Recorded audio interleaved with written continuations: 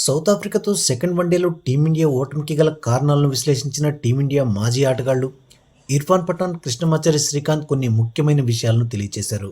ముందుగా మ్యాచ్ విషయానికొస్తే రాయ్పూర్ వేదికగా జరిగిన సెకండ్ ఓడిఐలో టీమిండియా 358 పరుగుల భారీ స్కోర్ సాధించినప్పటికీ దాన్ని కాపాడుకోవడంలో పూర్తిగా ఫెయిల్ అయింది. డ్యూ ఎక్కువగా రావడంతో పాటు టీమిండియా ఫీల్డింగ్ అలాగే బౌలింగ్ ఓటమికి ప్రధాన కారణంగా నిలిచాయి. ఈ క్రమంలో టీమిండియా ఓటమి గురించి ఇర్ఫాన్ పఠాన్ ఎక్స్లో ఓ ట్వీట్ చేశాడు. అందులో ఏం రాసుకొచ్చాడంటే, టీమిండియా ఇన్నింగ్స్ చివర్లో కొన్ని ఓవర్లు సరిగ్గా బ్యాటింగ్ చేయకపోవడమే టీమిండియా ఓటమికి కారణమైందని తెలిపాడు.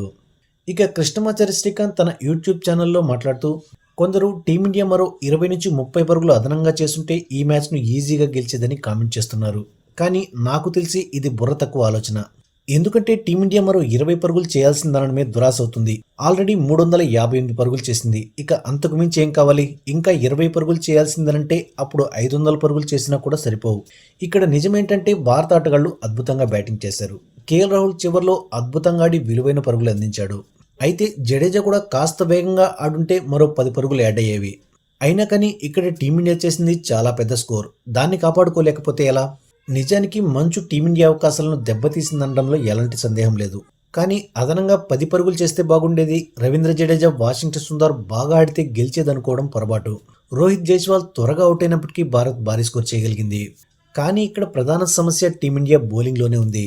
ఈ సిరీస్ నుంచి బుమ్రాకు విశ్రాంతి కల్పించారు. అతను జట్టులో లేకపోవడంతో భారత్ ఇబ్బంది పడుతోంది.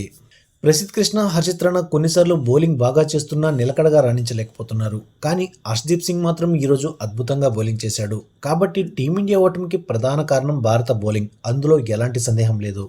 ఇక నాకు అర్థం కాని మరో విషయం ఏంటంటే, రీసెంట్గా ఛాంపియన్స్ ట్రోఫీ గెలిచిన భారత జట్టులో వరుణ్ చక్రవర్తి కీ ప్లేయర్గా ఉన్నాడు. అతను అక్కడ చాలా బాగా బౌలింగ్ చేశాడు. కానీ ఆ తర్వాత అతను ఇప్పుడు వన్డేలు ఆడలేదు. అతన్ని ఎందుకు పక్కన పెట్టారో నాకు అర్థం కావడం లేదు.